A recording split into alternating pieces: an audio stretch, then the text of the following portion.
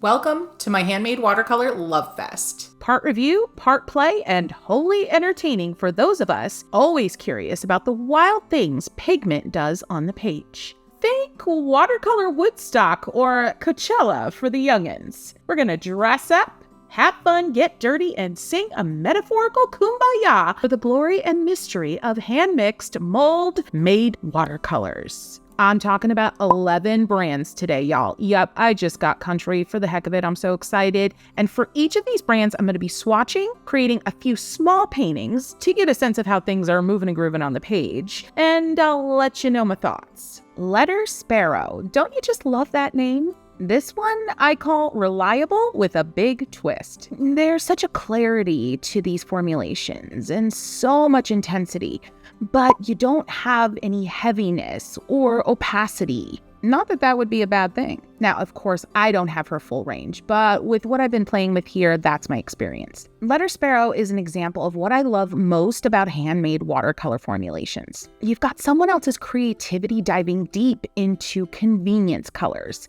meaning they're putting together different mixtures of pigments that you may never have thought of. And based on how long it's molded or processed and mixed and all the things, it's going to completely change the character of the whole formulation. So that means a lot of fun surprises on the paper.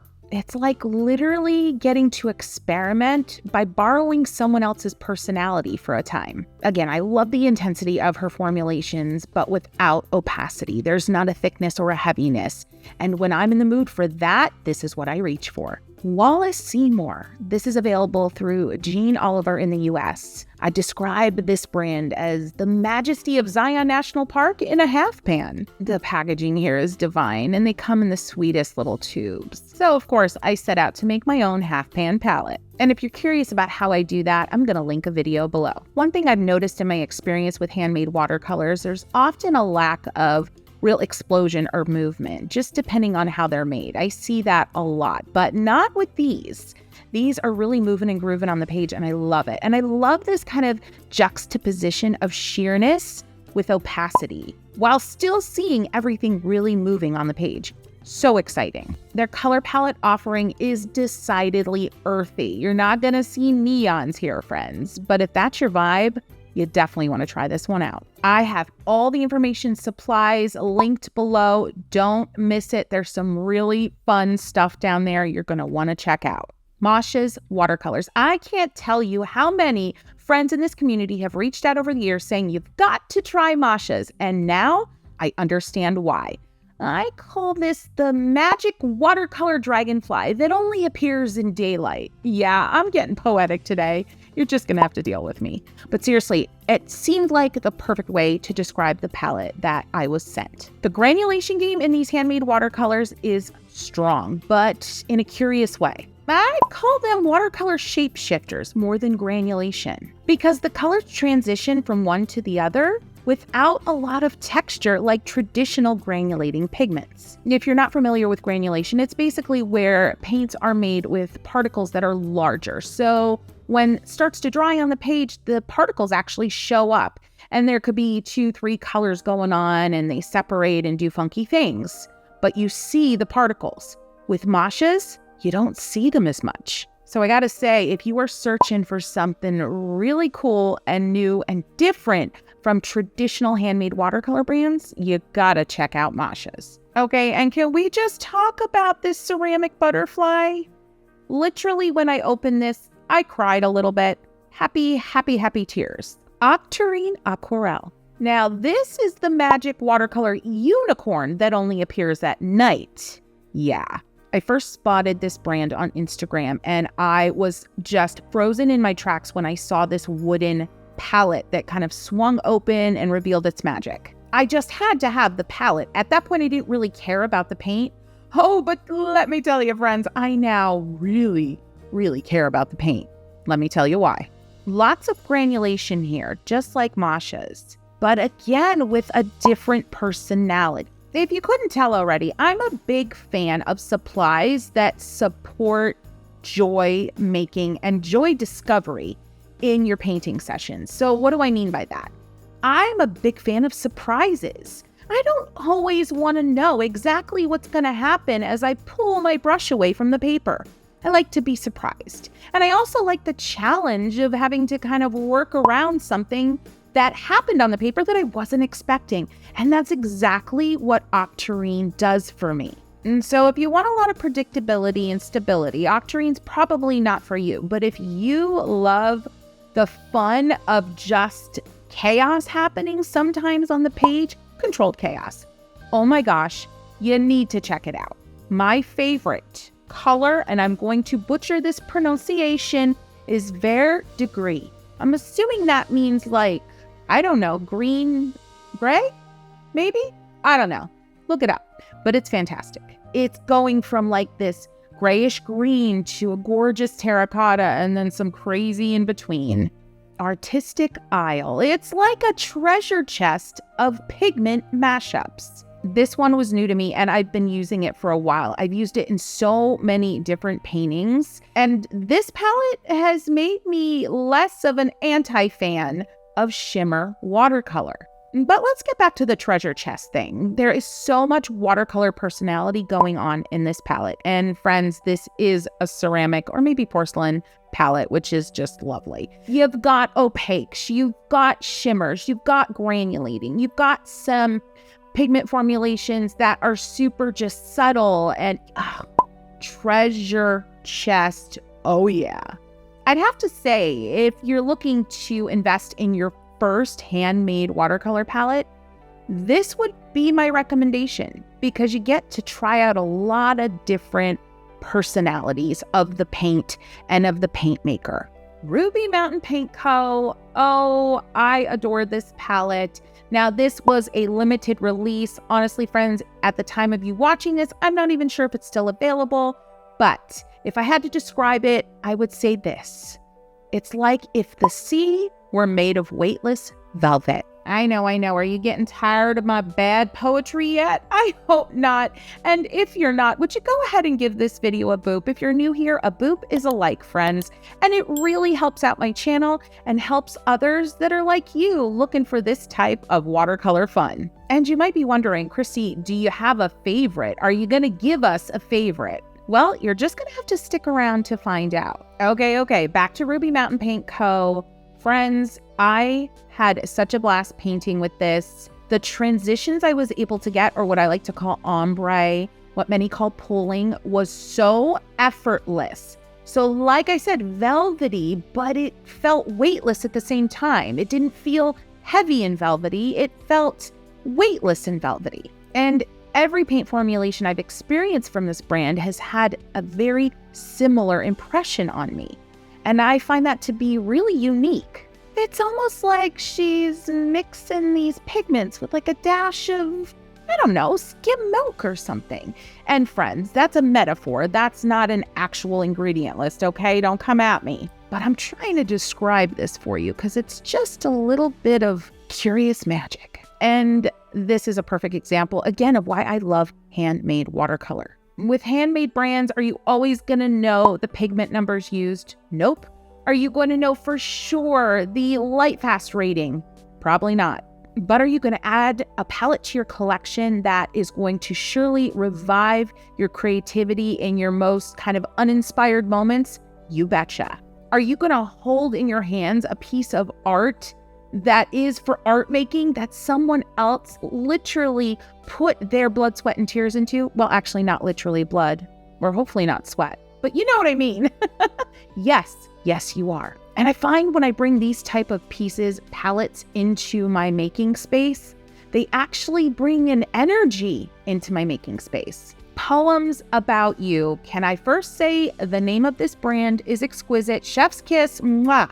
I describe this one as powerfully sheer, but delightfully unpredictable. Let me explain. I had Kristen on my team swatch these paints for me.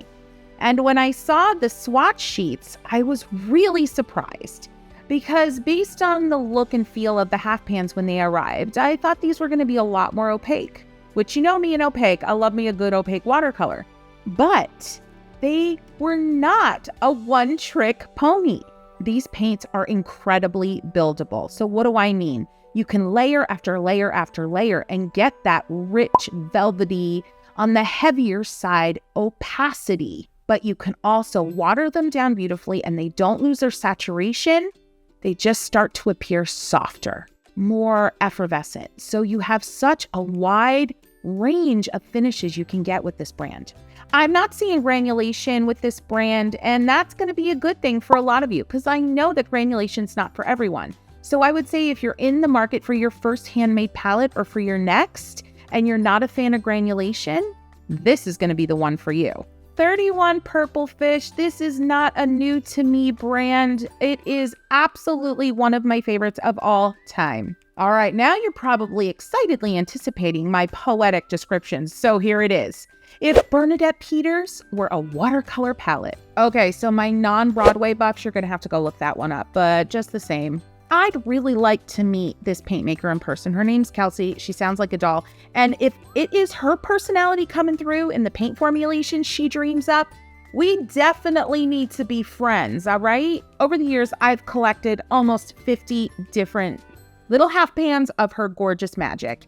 And each one feels punchy in ways, subtle in ways, surprising in other ways. Like Bernadette Peters, loud, but also romantic and exuberant, but also shy. I guess I would say that this brand is multifaceted, multi-talented. So it would absolutely be another contender for someone who has no handmade palettes in their collection. She does a ton with granulating and especially warmer colors and granulation, which is really hard to do, so I'm told. And you're going to also see a decent amount of opacity in some of her paint formulations, which I adore. Never gritty, never chalky, just creamy and a little more coverage. All right, it's time. Get into the comment section. I've got to know so far, which is your favorite?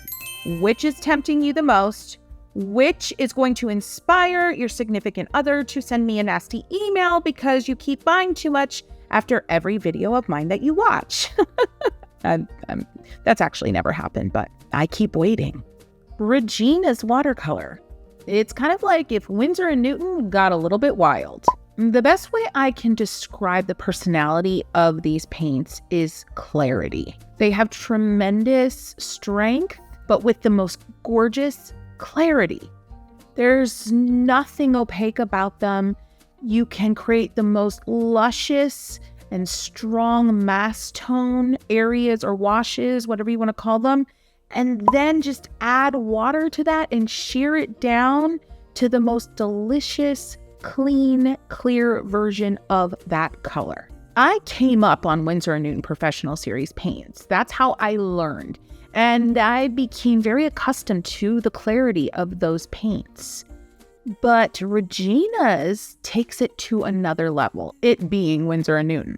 They re-wet easier than Winsor & Newton, and so I have to say this, and it's a big statement. If you were choosing specifically between Winsor & Newton and maybe investing in a handmade watercolor palette, at this point, I would absolutely choose Regina's. Because you're going to get the best of both worlds. You'll get the reliability and the clarity, but you're also going to get that edge of fun and mystery that come with all handmade watercolors as far as I've experienced them to this point in my life. Rachel Beth watercolor. Okay, this is probably the most woo-woo description, but Sherbet Dreams meets Gelato Yum. Now, this is probably a specific description for this palette that I received, but I can't think of a better way to describe it because these colors just feel like rich cotton candy loveliness. A lot of opacity here, but not with a lack of clarity, if that makes sense. I am still having the most lovely dreams about her color Summer Glow. It is one of my new favorites across the board right now.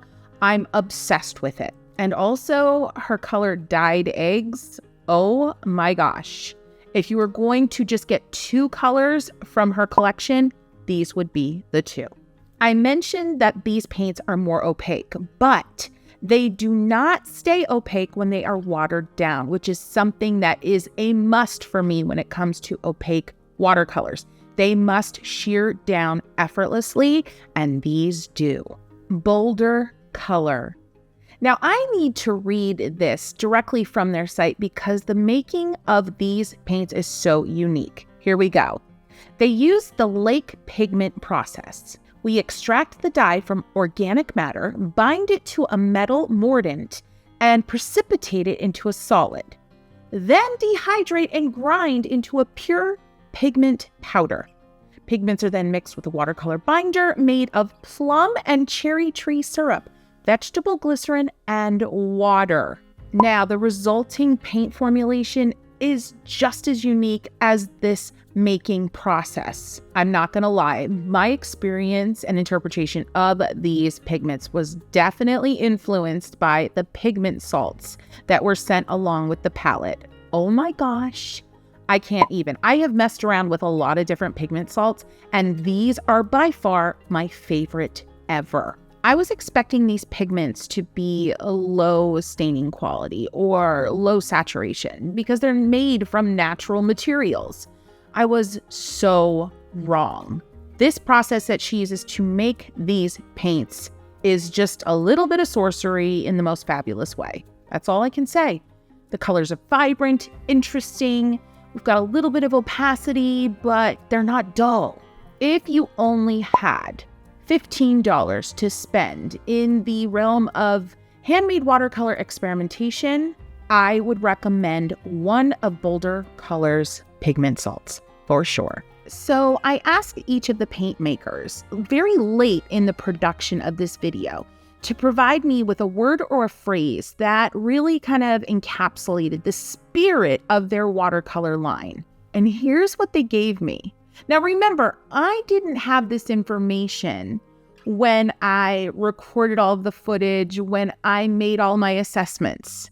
This was very late in the game. Super interesting. And so do I have a favorite? What's your guess on my favorite? Go ahead and leave a comment below. I'm so curious to hear what you think. But the honest answer is, it's like asking me who my favorite child is. I gotta be honest. I can tell you who's currently got me the most excited, and that's probably Octarine. And which palette keeps me the most excited for the longest? That would be 31 Purplefish, because I talk about that palette all the time on this channel. My inability to give you a firm favorite is important. Let me tell you why. You may question whether handmade watercolors are worth the investment, but I'm gonna say this. I think everyone should make room in their budget at some point in their journey to add handmade watercolors to the collection.